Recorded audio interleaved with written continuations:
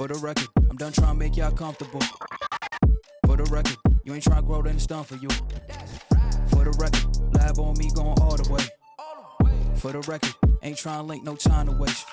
For the record, for the record, yeah. For the record. Welcome back, people. This is Don't Sleep on the Couch podcast. I'm your boy, Mr. Prayers. And with me always, it's your boy Cash, aka Exec P. What's happening, good people? Prez, what we got on the docket today, man? Oh man, we got a special one today, man. We got another member on the couch today. That's crazy, man. So if y'all don't know, man, a couple weeks ago we had the honor and privilege to review an album from an artist that we was recommended by a fellow podcast of ours, Iggy's Loudmouth Podcast, who's typically known to hold out on us, right? To the end of the year. Yeah, to the end of time. So he held out almost all year, and probably 2 years, because this artist, his first album dropped, and he can correct me when we bring him on, 2017. So he's had music, and I've known Iggy since 2017. So I couldn't figure out why he just held this back from me. So the artist we're talking about is Keenon Rush out of East Atlanta. Prez, when you first heard his project, what did you think? It's my type of music. Like, this is what I love listening to. So I was kind of, as you were, disappointed that Iggy held out this long. But it's always refreshing to hear these new voices like come in and just kill it. So everybody, without further ado, y'all meet Keenon Rush, the neighborhood black man. Yo, what's good? Hey, chilling, man. How you feeling? I'm doing great, man. So, that's what's up. A little rainy day in Atlanta, but all is well. So I'm living in the moment. That's what's up. So, man, in pre-production, you was talking about you about to head to the studio, man. You was getting antsy. You had a few bars and stuff like that, but we'll get to that. But as far as who Keenon Rush is, and we'll kind of start from the beginning. We'll slow roll him and move him all the way up until what you're doing now. How did you get your start in music? Because everybody's start is a little bit different. Yeah, man. For me, it really just started, like, I feel like for a lot of people in Atlanta especially, it started in the church. My brother and my older cousin, we were all in this church group called the Babes in Christ. And so, that's just where I really got introduced to music, I'd say. And so, yeah, like when you're not in church, you're in East Atlanta neighborhoods and you're hearing everything from Crime Mob to Lil Jon to T.I. And so, I had already been around music. So as early as like 8 or 9, I was still very much in the church, and like knowing that I couldn't dare say what I was hearing on the radio, I just started making Christian raps. So, you know what I'm saying? If I had like my little sister on here, she'd clown me because she remembers them, but they were pretty whack. But I was putting some stuff together, you know what I'm saying? Hey, we all got to start somewhere. Got to. But from there, it was just like I got the bug, you know what I'm saying? Music expression in general, but obviously, like I was taking tape recorders, trying to get beats from, dial-up internet as soon as I got home from school. Man, this has been a journey since then, though, for real. And that's funny, man. So, like your very first song on your first album, Citizen Keeng, it was funny to me the way you, not funny, but more so interesting how you opened up that album in terms of just, for us, and Press, you jump in here anytime, your intro is very much who you are at the core, because that's what everybody's gonna hear. So like you chose to just open up in terms of just saying that you were an educated black man. Right. What made you go that route to set off what is now your 3 albums deep, but what made you start off there? Man, that record was I think that was a turning point too, just like in making music. I guess I was in a position where I was just making a lot of music by myself, just trying to get ideas out. trying to emulate dope sounds that I was hearing that I actually appreciated. But with that record, I actually had people around me. One of my homies, a dope director by the name of John Dier, who's actually directed the video for that song, PSA. He was in the studio with me and my brother, who's also a pretty dope musical artist. And yeah, like it was a more communal thing, and we were freestyling and just talking about real, like I don't know if y'all cuss on here, but real shit, just Yeah, you free. Go. college college debt. You know what I'm saying? That's a hot topic for anybody who went to school.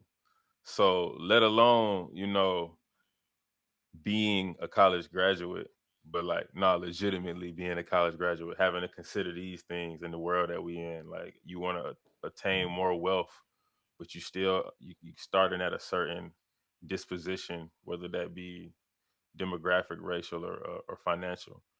Um, but yeah, I mean, just like expressing that, but it was lit. You know what I'm saying? It was still very much a song that made people proud to say that. And we had merch with it that said I got a college degree. Matter of fact, we should get y'all some of that. You know what I'm saying? I don't know. Even if you like, I tell people, even if you don't got a college degree, it's a starter. Because I got homies that bought that as soon as they graduated. I got homies who bought it before they graduated and was like, I'm ready to put this shirt on. It's a fire piece of clothing, but you know, this is just a symbol for me to finish this race that I'm in right now. Um, so yeah, that record just it was a turning point because it was a lot more community around what I was making at that time. And what school did you go to? I went to Wake Forest University in Winston Salem, North Carolina.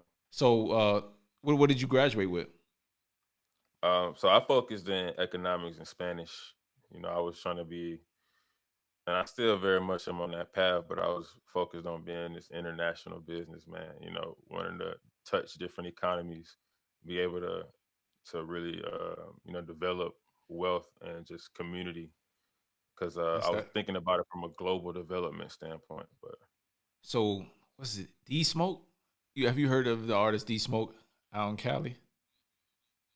man, I feel like there are a lot of I rock with his music. He's a pretty dope artist. I feel like there's a lot of similarities there too. Just when I learned about his story, which I think you might be alluding to. Right. But Yeah, and that's why when you yeah, said I heard. what you graduated with, I immediately thought about him. So we went a different route. We in the military and everything. So, but Cash still got his degree. I'm still working on my degree. I'm almost there. But we lack the experience of the college, man. Can you tell us a little bit about that on campus experience? Yeah, man. I feel like I got it early. I got that campus experience early because I went to a boarding school for high school. Now I don't know, I was a bad kid or no shit like that, but you know, it was just an opportunity that I was afforded, and I just took life by the reins and hopped on. So from ninth to 12th grade, I was at a boarding school in Tennessee. So I really got that type of autonomy and some of that confidence you have of like really saying, all right, if I want to skip every class, I can do that. Or if I want to, have a good balance of my life, I can do that too. Um, but when I got to college, I definitely experienced that party lifestyle, whether you partying on a Tuesday right after class or it's a Friday after a football game. It's just like you concentrate that many young people together and add a little bit of liquor, and you like, yeah, it's definitely about to go up. But Wake Forest was pretty cool because I mean, it's an ACC school. It's got like some prestige behind its name, but it's still like a smaller campus, maybe like 6,000 total. So there's some high schools that I mean maybe not 6,000 students, but they have that same open campus feel. And then it being a predominantly white school, there were certain idiosyncrasies about just the demographics there. But I like to think about it like those PWIs typically have the same demo as the United States, and it's not that we shouldn't like just accept those numbers, but we should realize that that same PWI like bubble exists in the larger macrocosm of our country. Man, I played football at Wake. I pledged Omega Psi Phi fraternity, and was just very active on campus, I think, in cultivating a social presence for Black people to really enjoy themselves. Me and my homies, we really tried to cultivate some type of culture, and it was organic because we just wanted to have fun. It wasn't like we came in there with this social thought experiment, like how to create a vibe for Black people. It wasn't really Yeah. like that. You Yeah. can only be bored so many nights and be like, all right, I'm gonna do something about this. Right, right. Because did they have a lot of things for your specific demographic as in Black folk there? I mean, no shade to them, but no, you know what I'm saying? Maybe there were some fraternities, and the students do kind of take control of a scene on a campus if you think about it, but just from the bare bones of it being Wake Forest, if they do provide anything for students, it's going to be more aligned with a certain culture rather than what you might be thinking that I would appreciate. Or I feel like we got similar tastes. You know what I'm saying? If we walk on a campus, and I'm gonna give you a personal experience of mine, I'm fresh as hell. Like, it's okay. I'm about to go out. I'm in college. What's up? And I find myself in the basement party of like a white fraternity with beer up to my ankles, my shoes getting dirty as shit. I'm like, yo, this is disgusting. Like, where am I? But this is considered a dope party. You know what I'm saying? Where I'm at. I don't even want to mention the organization name because I ain't trying to throw no shade. But like, just think of a white frat party, and you like, yeah, this ain't it. Yo, this Cash. First things first, man. Make sure you subscribe to our YouTube channel before I even get into this. But one of the things I want to say is I appreciate all our Patreon support. People who've been supporting since we even got the tiers up to kind of even give you guys what we do with Patreon. So essentially what Patreon is a proud to pay campaign. And what it does is it helps us get gear, it helps us pay for subscriptions and a whole other host of things to be able to put the product together that you guys see and hear week to week. It's only me and my guy, Mr. Prez. We do this day in and day out. We prepare, we prep, and we want to give you guys something that you can be proud of. Listen, I know we going through hard times, and that's okay. We have tiers at $3, $5, and $10. Go read the tiers. I don't want to explain it in detail right now, but if that's something that you're interested in and seeing the podcast grow, then we highly appreciate it. Even if you can't do that, what you can do is spread it by word of mouth, passing it on to a friend, tell a friend to tell a friend. Look, we got the link here at the bottom. Go support us. We appreciate you guys if you can't do it right now. And we also appreciate you just viewing and whatever you can do in the future. All right, on behalf of myself and Mr. Prez, peace and love to y'all. Enjoy the pod. Yeah. So man, you was to get back to the music little portion on here. You just described that you went to college. You was an athlete. Like, why did you choose to focus more on the music, and when did you choose that point? Yeah, man. I think it was a major point in my college football career where, I mean, hindsight is 2020, so I'd like to use my words wisely. I wouldn't say that there wasn't an opportunity for me to play. You know what I'm saying? Like, it was my third year in college, but my second year of like, being like a red shirt junior or a red shirt sophomore, I should say. So I still had a few years that I could have, transferred and just got in another program. But I just started to think more about like what all I could get out of that institution before I left. And, you know, um, just the politics of sports and me seeing that, okay, either I'm going to stay here and not play just because of certain situations, or I could try to find a situation. Winston-Salem State was right down the road. I feel like they had a, really solid program. And I was just looking at a few different schools for real. But then I started to think about, because I was also studying Spanish, like, yo, all of my friends in my like close friend group have gone abroad. I had a homie stay in London. I had some other people go to Spain. people visiting Amsterdam and all of this stuff. And I'm like, man, I got all of this scholarship money, and I'm just gonna sit here and keep having the same experiences. So I just decided that I was gonna finish my Spanish minor in Salamanca, Spain. I just went abroad and decided that I wasn't gonna play football going into my senior year, and it was just a dope experience because like I really picked the language up faster over there. I had a lot of different culture shocks, which I'm sure y'all have experienced. Traveling the world, being in service. Absolutely. So like them culture shocks, they be trippy, but you come out of it like very seasoned and just Like informed you on feel like you things. could travel anywhere in the Yeah. world. Like at Exactly. that point, like if you got that bubble and then now you flourish, you can move anywhere. But so I was out there, man, and amidst all that culture shock and just seeing all this dope stuff, I had always been making music. Made music in high school, was making music in college. People they would know that about me if they knew me. But it wasn't like I'd be posting like new song dropping Friday. And to even date myself a little bit, Instagram was really just starting for real. Like around the time I went abroad. So it wasn't this big marketing vehicle that we know today at that time. Yeah, it So definitely was. yeah, I was just like tapped in, man. Started making more beats. I'm in Spain. I'm making EDM beats. I'm going to these different clubs. I'm seeing what American music is making it over here. You know what I'm saying? Like and actually getting play. And I just like came back to America with a hunger, like, you know what I'm saying? Like I know I want to see the world and I want to make music and I want to, still I love sports, I love competing and whatnot, So but I gotta tap into this. you just brought something to my attention then. Like, so do you think that helped you Mhm. like broaden broaden you more artistically? Just like not being captured in a sound in the neighborhood or whatever. You done traveled to these different places. You was abroad. You talking about you was on the different. You was on the Euro sound and rapping still over those. Did that?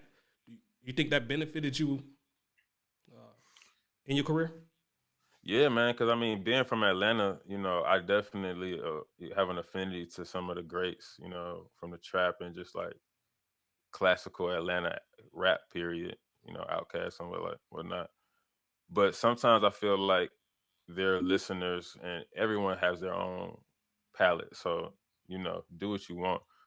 But they can only hear that sound because they've grown in it. You know what I'm saying? I only want to hear Future because that's what I've been listening to. You know what I'm saying? I don't even want to hear like turn off that EDM stuff, all that loud stuff. You know what I'm saying? People will have those type of reservations to hearing new music, but I grew up in a household where yeah, I was in the church early, but I was in the church with my grandma. Like my parents definitely believe in God and whatnot, but they weren't making me get up and go into sing in the church on Sunday. So when I was with them, I'm listening to Mary J. Blige or Sade. You know what I'm saying? And my mom, she's very eclectic too. So she was playing music from her time, like the 70s and 80s. Huge Michael Jackson fan, or you know, um, shoot, I mean, it's a lot of music that I was just immersed in. So I'm listening to the Mad Rapper, Music Soul Child with my pops, or Al Green, like on that Saturday morning when you got to clean up and stuff like that. And so, yeah, just by the time I really started to say I wanted to make some, it was never, oh, I got to make what people are successfully making. When you start making music, like I remember being in the 8th grade making music, talking about kicking doors and robbing folks. I'm like, man, if I think about it now, just like, wow, yeah, some nerve, but whole song We about all robbery. did. We all did. We all wanted to be rappers at a certain point, killing Yeah, people and robbing people. I know, I get it. we Yeah. used to upload our tracks that we made because we was recording them too. We was recording them, upload the track onto like Grand Theft Audio or Auto so that you playing and you listening to your music. And I'm like, that was some of the best days of summer growing up. So, question I got like is you got your voice along with your beat selection and everything else like you be doing. Like you got a different tone. Like you got a voice more akin to like a Slim Thug, a Raz Simone. Mm-hmm. That how do you, like you say, you tried to hone your own uniqueness. Like, can Mm-hmm. you give us a little bit of the process on that, where you not getting trapped and chasing the sound? Yeah, I can give you two moments where I felt like I've always, as an artist, I've yearned for some genuine feedback. Not just oh yeah, that's dope, or I think it's funny too. You might ask this to other artists to see if they experience it well, but if like you play a song for a friend and they don't really like the song, the first thing they're gonna ask you is who made the beat. And as an artist, when you hear that, you're like, oh yeah, this song's trash. You know what I'm saying?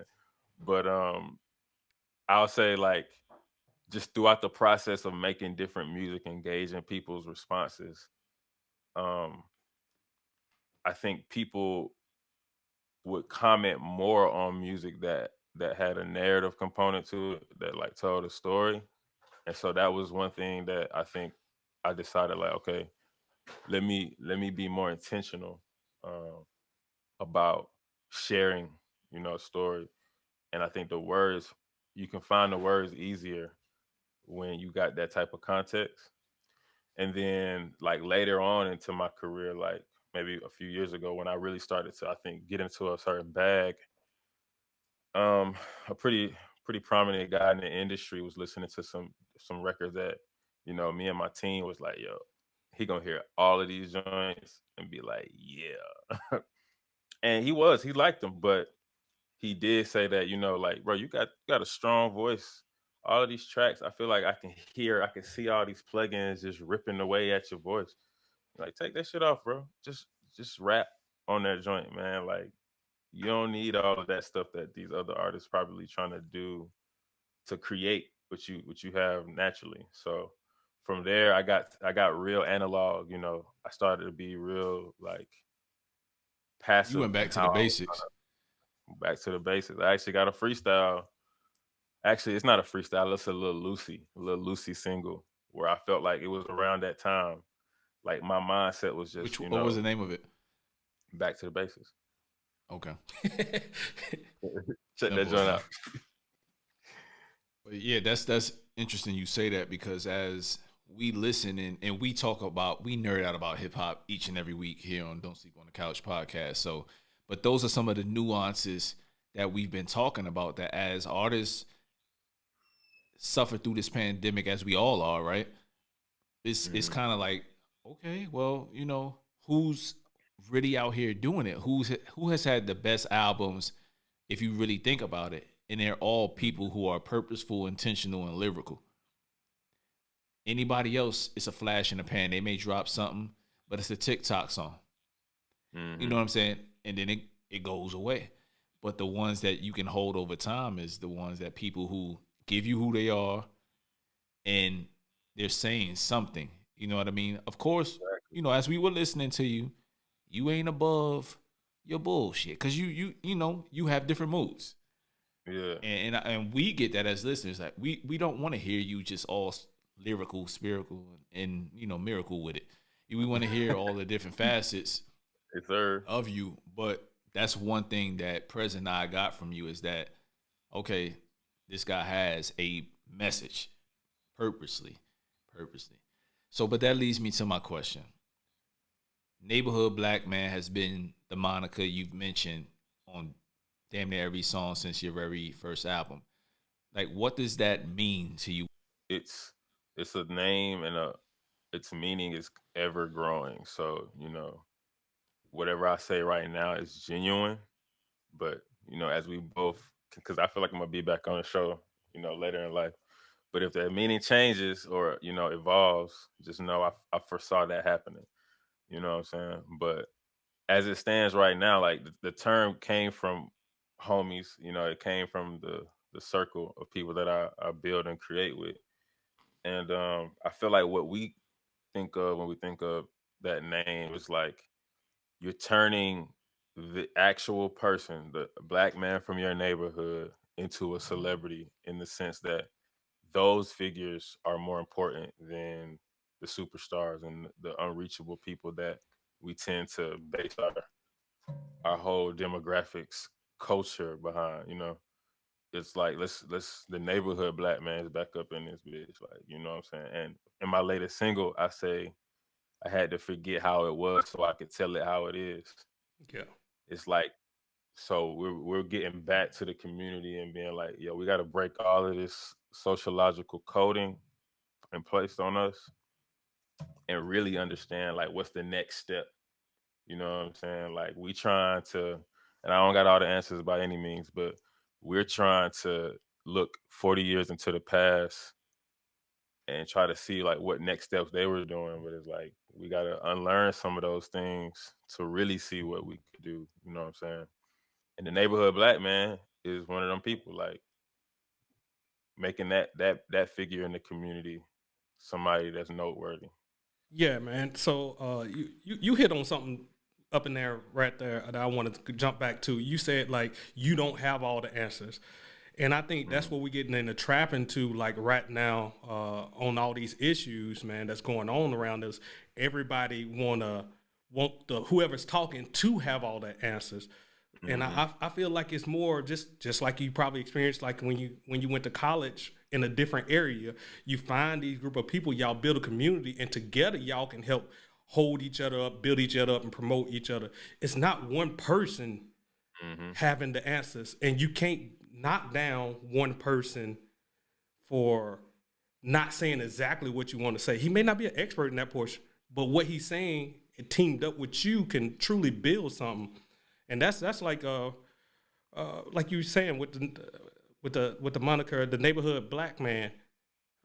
Everybody has that one person from that neighborhood that they looked up to. He may have did some wrong, but overall, they was a good influence and a good mentor. So I thank you for like clearing that up and like and explaining that moniker, because that's a great moniker now. I mean, I feel it, bro. And the music can be that, especially when we coming from that place. Whenever I'm making something, and like you said, Cash, like I ain't too above my bullshit to like show you different moods, because like you said, Prez, like you might have done something wrong. Like it ain't no Mike. Everybody done did wrong, and it wouldn't be a possibility for you to know, because a lot of the times, me and my homies, we've been saying lately, like there are no absolutes. So there are no absolute right, absolute wrong. You know what I'm saying? So if if we're like thinking about, okay, how can we be better, we'll have more peace if we just constantly focus on how to get better, not how to be the best. Not like, will I ever be the best that I can be? You know what I'm saying? It's like that has you thinking about the past and the future too much. Like, was I the best last week? Will I be the best next week? No, right now is my energy just focused on being better. So let's get into your latest album, Long Live the King. hmm First song that I want to talk about, because it's on the top of my mind, and I was cracking up because I finally heard the intro to the song. Is Ah Yeah. Yes, sir. So you know exactly what I'm talking about. So that's part of it. Like, you really just took us into your day. Like, yeah, I just really want to beat this motherfucker up, man. Like, hmm I'm paraphrasing what you said, of course, but like you really took us into the day in the life, and that's what I enjoy when I hear artists. Is I gotta feel like I walked away with knowing you a little bit, wanting to visit where you're from, knowing about the auntie you was talking about, or you know what I mean, like just different little things that you're mentioning. But so, like, walk us through that song, and then we'll kind of get into a little bit more on what's on the album. For sure. Oh yeah, it's probably one of my favorites, just because it's got that grit to it. You know what I'm saying? And I mean, sometimes you really just gotta express. You gotta express the frustrations. You know what I'm saying? And I think we all feel like we have enemies. It's like you can internalize that stuff, or and it'll come out. Like I think that intro was like an example, and I think that was just a colloquial way to touch on us having some of that internal and paranoia about haters and shit like that. So I want to talk about Good God, which is my favorite song on the album. Yeah. Classic. It's a Um, future classic right there. yeah, Yeah.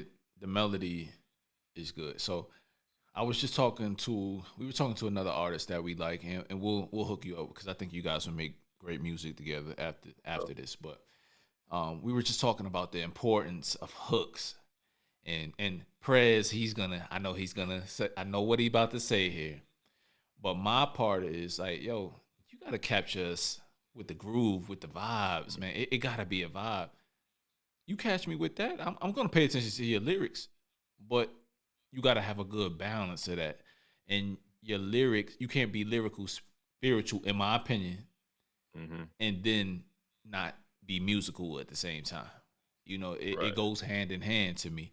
So I think you did perfect on that, and then you continue to do well as a result on the rest of the album. And I think that's what kept me going on. Like, okay, Iggy mentioned you to us, right? But you know how it is, man. Like when somebody say, "Hey, listen to my boy," you know how that come across, right?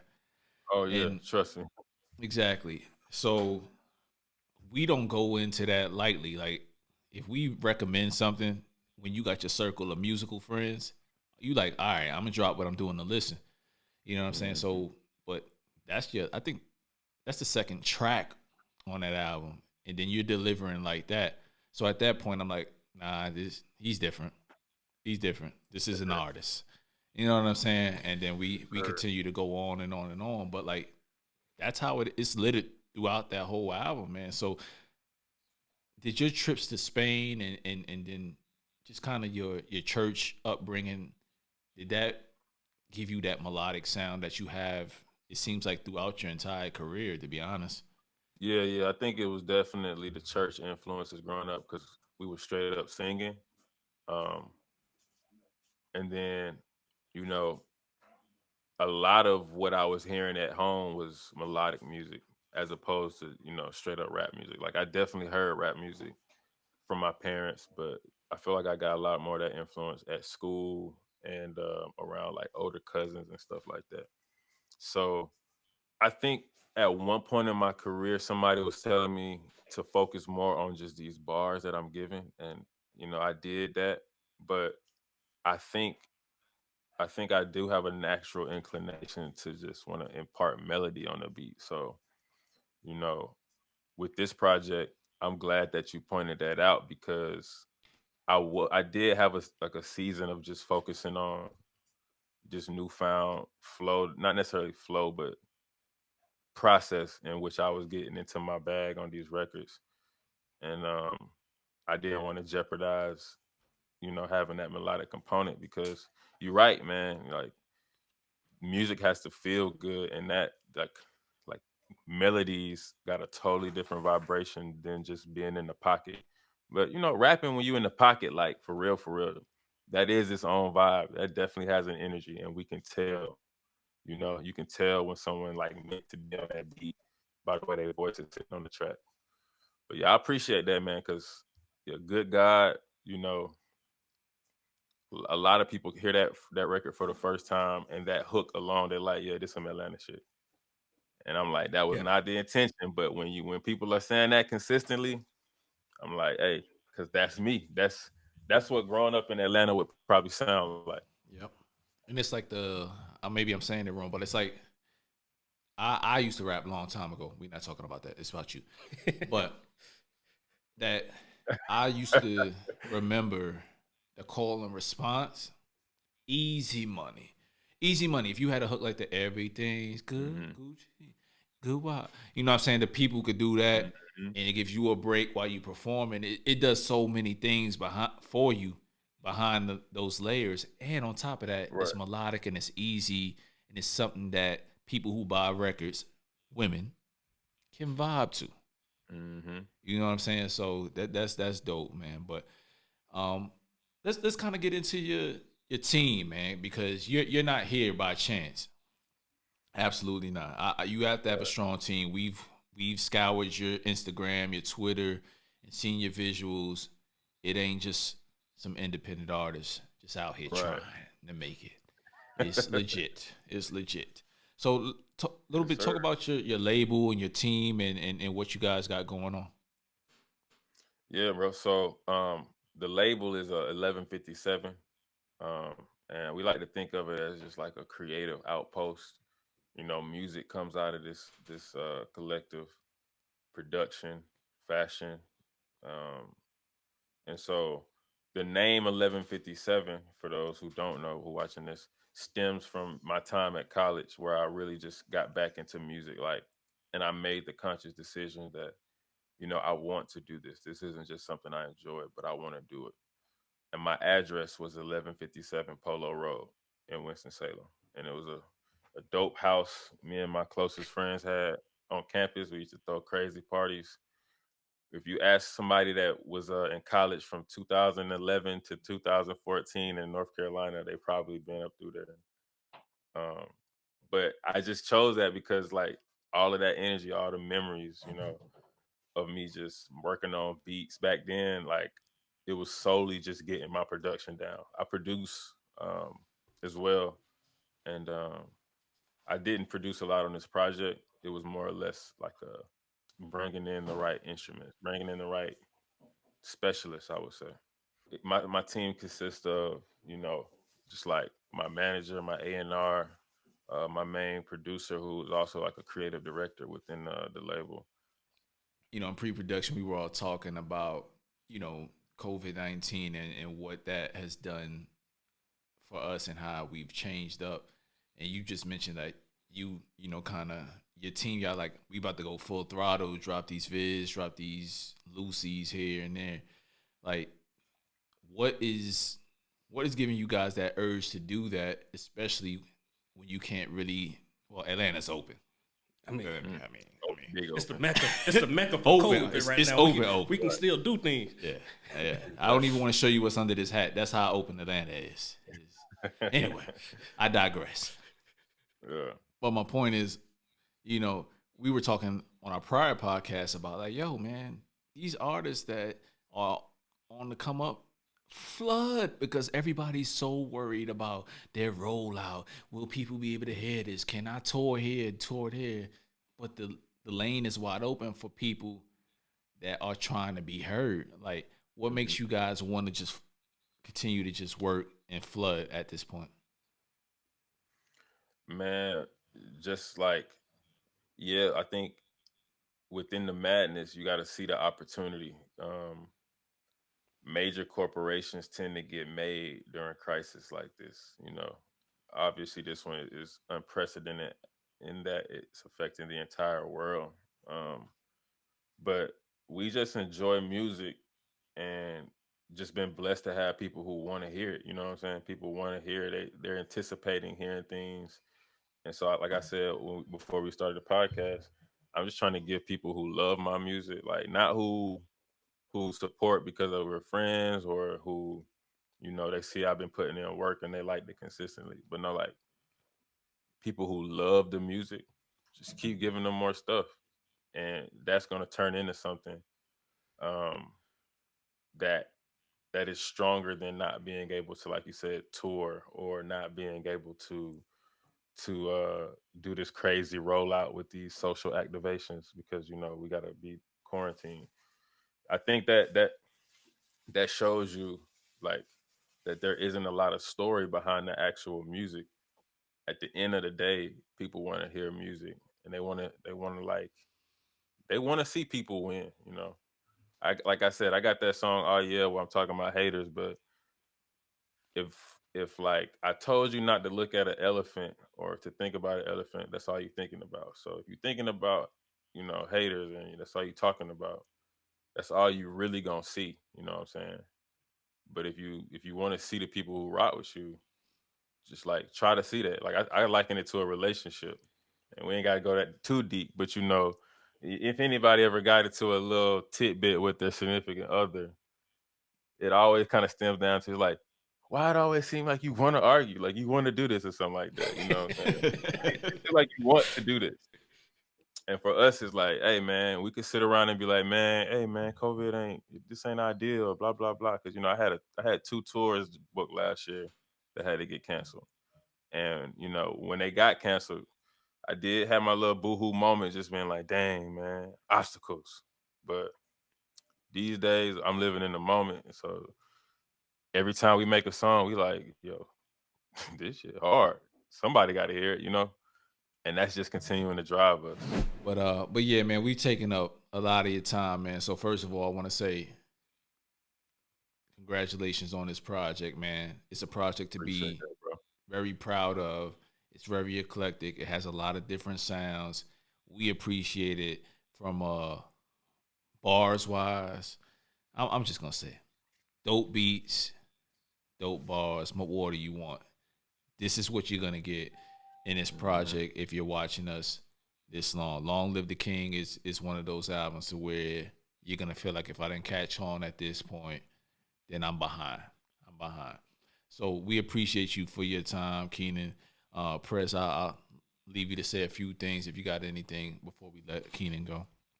Yeah, man, I just want to talk about the long live, like the last song on your album, how it talks about it. And you said like block out the negativity.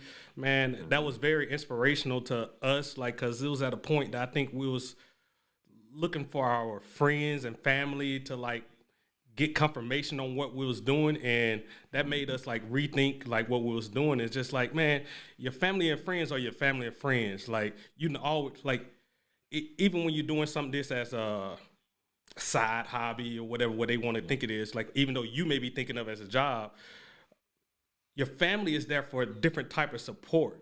Like everybody that had their jobs, but your family ain't got to go buy into whatever you doing for you to continue to make money and eat. You're building something else for a different community, right? Right. And that's what we had to get out of our head. It's just like, yeah, man, like we need to curate for the audience who are catching on, not the feedback that we getting indirectly for somebody who's not really like